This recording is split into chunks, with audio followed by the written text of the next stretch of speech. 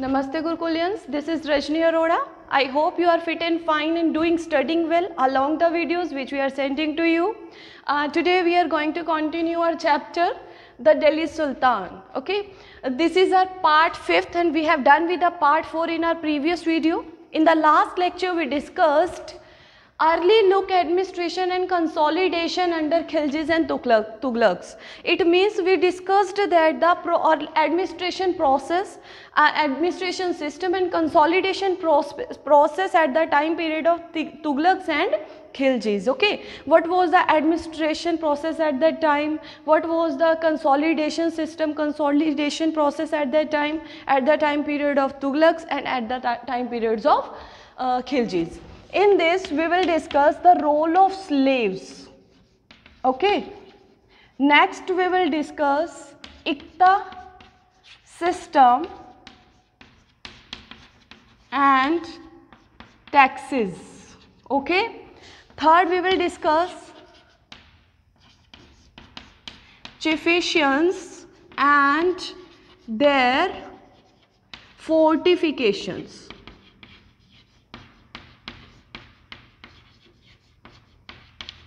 See, chieftains and their fortification. In this topic, we are going to study role of slaves, Iqta system and taxes, chieftains and their fortification. Means we are going to study what was the role of slaves at that time. We are going to study what was the Iqta system, what was Iqta system and what was the process of collecting the taxes. And we are going to study it under the reference to Khiljis and Tughlaqs. We are going to study chieftains and their fortification. In the last lecture, we have already discussed about the role of slaves. In that lecture we discussed that at that time administration system was managed by the slaves. Okay, because it was very difficult for Delhi Sultans to manage a big empire, consolidate a big empire. So they need reliable governors.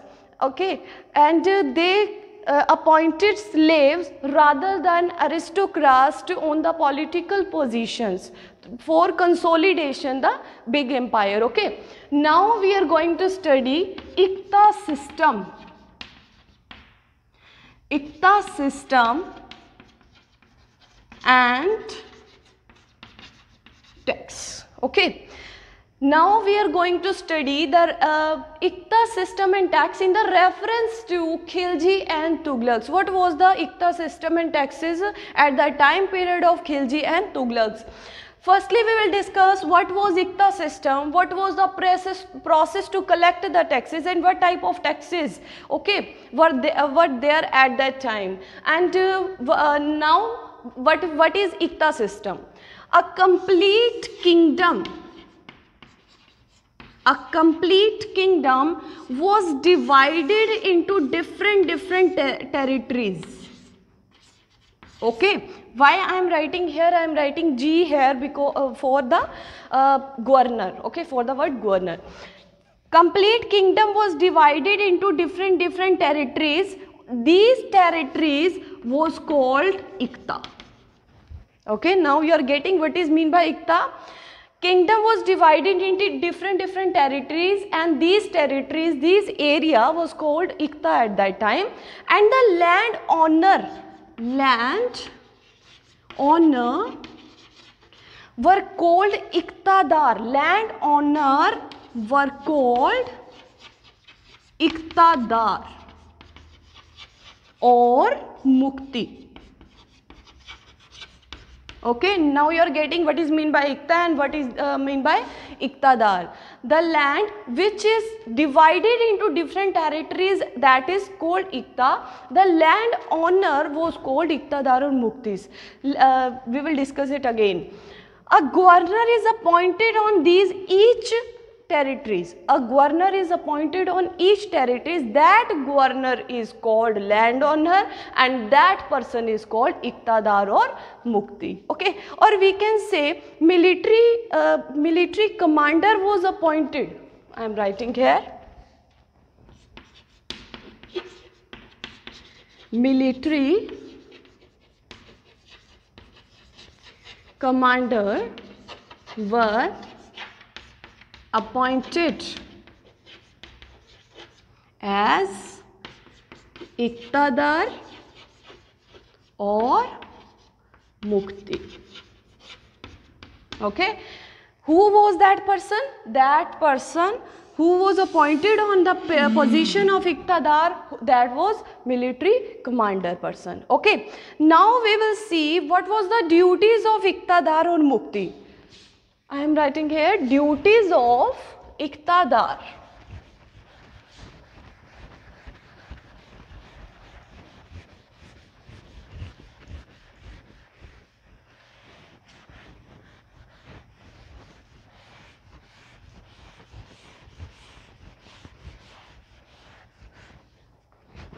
Duties of Iqtadar.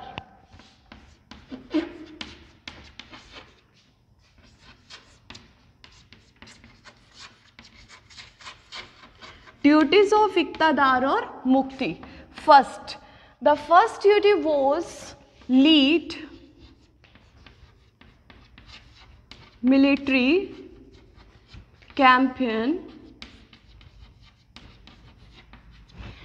Lead military campaign and maintain law and order in Iqta. Okay, lead military campaigns means to carry out the military campaigns was the duty of Iqtadar, and to maintain law and order in Iqtas is also the duties of Iqtadar. Second, they were given the right to collect revenue.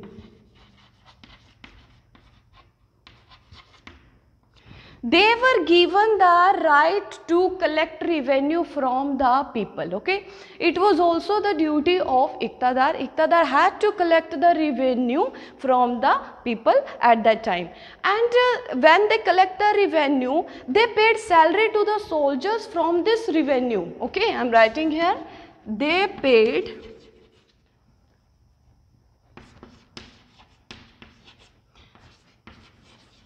salary to the soldiers from this revenue. Okay, I have written, now we will understand. Now tell me, what was the duties of Iqtadar? Lead military campaigns. To carry out the military campaign was the duty of Iqtadar, and to maintain law and order in Iqtas was also the duty of Iqtadar.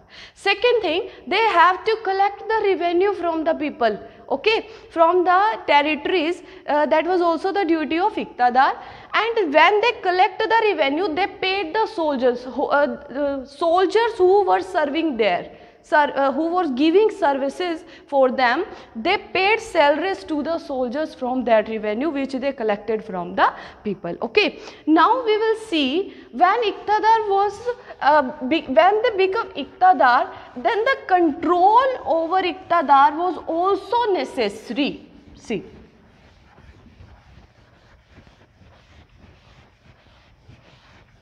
we have understood the Iqtas, we have understood the Iqtadars, we have understood the duties of Iqtadars. Okay, now we will see control over Iqtadar was very necessary.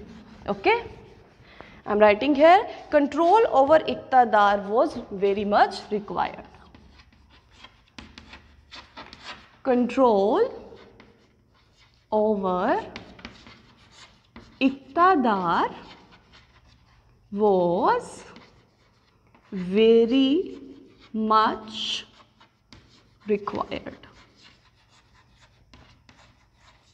Okay, when the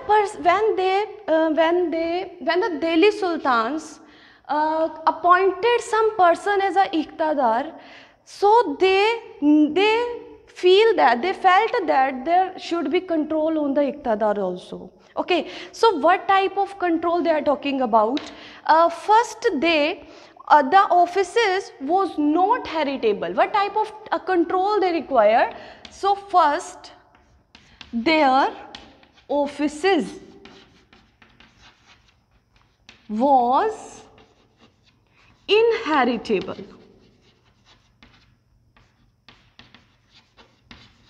Okay, their offices was not inheritable.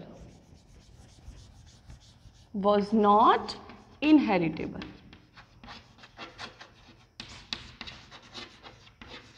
Okay, their offices was not inheritable. What does it mean? Means the son of Iqtadar will not become the Iqtadar after the death of Muktis. Okay, so second was they became, or we can say appointed, Iqtadar for a short period of time.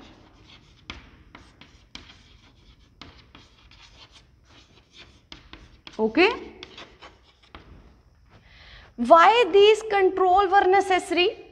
Because the Delhi Sultan were thinking that it may be happen that Iqtadars increase their power and may fight against the Delhi Sultan. So control should be necessary, control was very required. So they put some control on the Iqtadars. Their offices was not inheritable, means the son of the Iqtadar will not become the son of Iqtadar will not become the Iqtadar. Okay, they become or appointed Iqtadar for a short period of time. They appointed the Iqtadar for the short period of time, and after some time they change the Iqtadar of a territory. Next is transfer of Iqtadar. So these were the controls which was put on the Iqtadars when they become Iqtadar. The office was not inheritable, they appointed Iqtadar for a short period of time, and transfer of Iqtadar. Now during the reign of Tughluq's, Muhammad Tughluq and Khalji, see,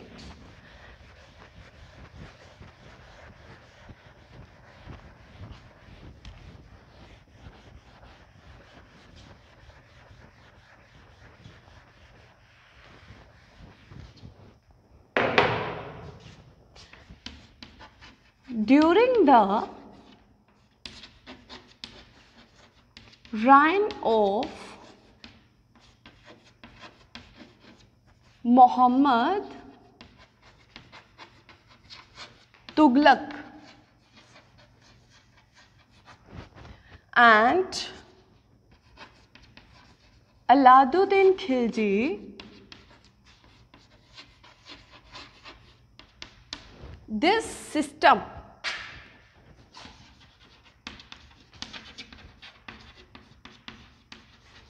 became more strict.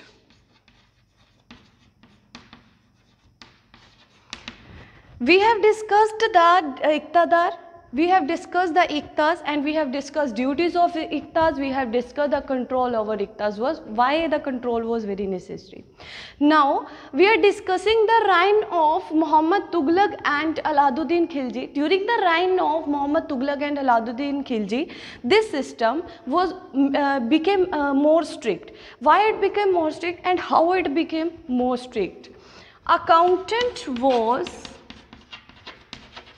Accountants were appointed to check the amount of revenue collected by Iqtadar. Okay. Accountants were appointed to check the amount of revenue collected by Iqtadar. Next, it was observed that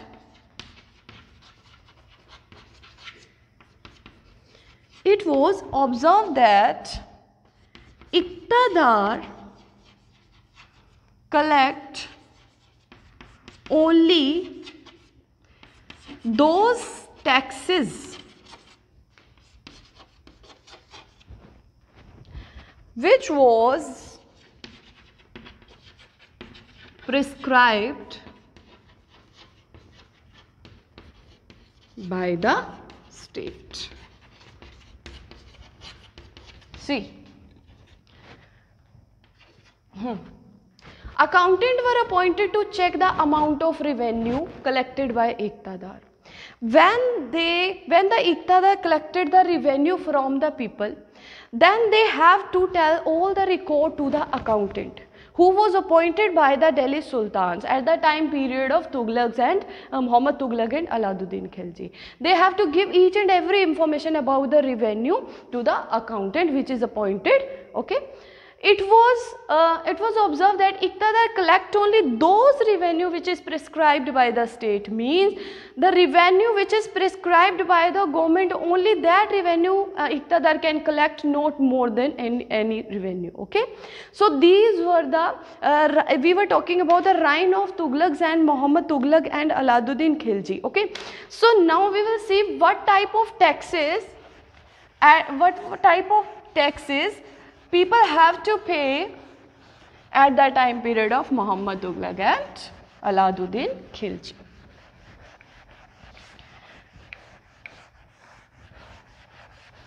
There were three types of taxes, we can say. First, on cultivation. Second, on cattle. Third, on houses. So these three types of taxes people have to pay at the time period of Muhammad Tughlaq and at the reign of Muhammad Tughlaq and Alauddin Khilji. Now we will see next topic. Our next topic is chieftains and their fortification.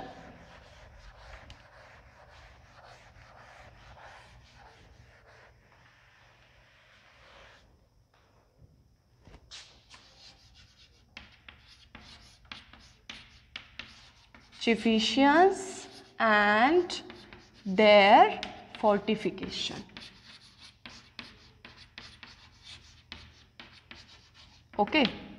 Now, this topic, chieftains and their fortification, we will see this topic under the reference to the Khilji, Muhammad Tughlaq and Alauddin Khilji. Okay. So chieftains, now we will see how the local rulers protected themselves, fortified themselves from the large rulers. Okay. So chieftains and their fortification, we can say large part of subcontinents remained outside the large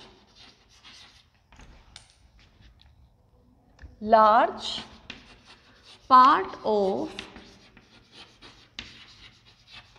subcontinents remained outside the control of Delhi Sultan.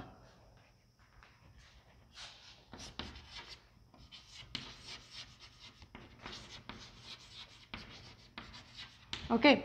Subcontinents means that adjacent cities which are connected to the India, that is called subcontinent. So large part of subcontinents remained outside the control of Delhi Sultan, means there were some subcontinents, there were no major control of Delhi Sultans. Why? Because to consolidate a big empire, to manage or control the big empire effectively was very difficult task. Okay, or we can say it was a challenge for these people.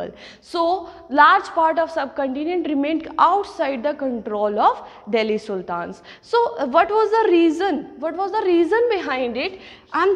First reason is difficult to control.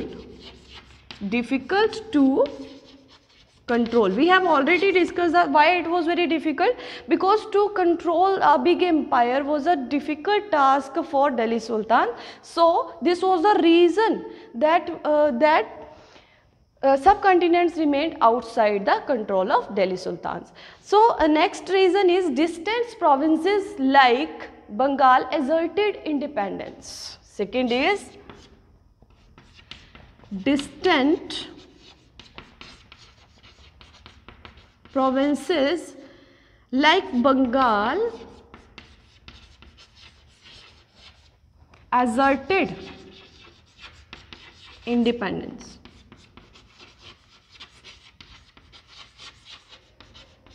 Okay. Large province like Bengal asserted independence means sometimes they fight against the Delhi Sultans and they make them independent from the Delhi Sultans. Okay. Or third reason is even in Gangatic plains sultans could not penetrate. Okay. Even in Gangatic plains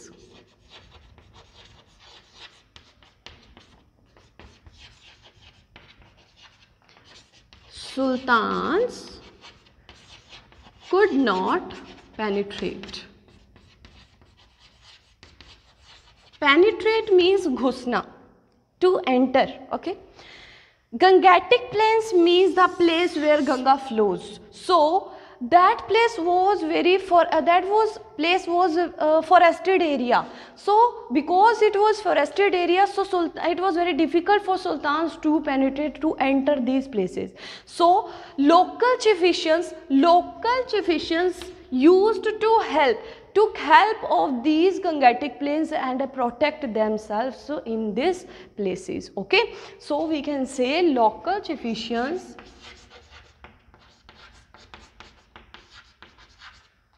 used forested area to protect themselves.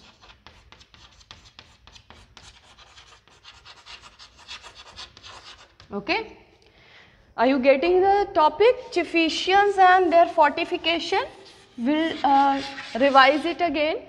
Chieftains and their fortification. Large part of subcontinents remained outside the control of Delhi Sultans. Why? Because it was very difficult to control. It was very difficult to control a big empire. So next, second reason is distant provinces like Bengal asserted independence. Means some provinces like Bengal fight against the Delhi Sultan and make them independent. Even in Gangatic plains means the area where the Ganga flows. Okay, so even in Gangatic plains sultans could not penetrate. Penetrate means to enter. Even these places were because these places were forested areas, so it was very difficult for sultans to enter these areas, and local chieftains took help of these forested areas to protect themselves. An example is given in your book of Ibn Battuta. Okay, so what was saying Ibn Battuta, we will see.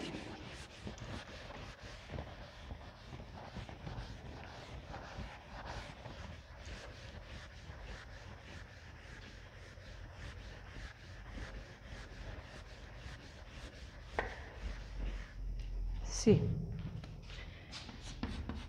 Ibn Battuta. Who was Ibn Battuta? Ibn Battuta was Moroccan travelers, okay, who travels the places and observes the things, write about the things. So he gave his view that how local chieftains protected themselves. Okay, how local chieftains protected themselves. Okay, first he told that local chieftains hide themselves in the mountains, rocky, rugged places.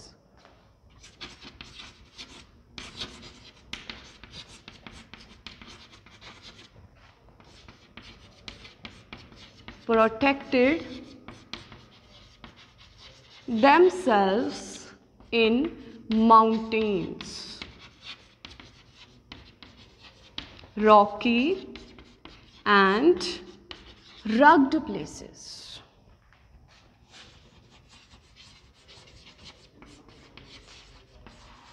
Okay. Second, he told that how they protected themselves. They told that living inside the forest covered from like bamboo trees. Okay, means local chieftains were living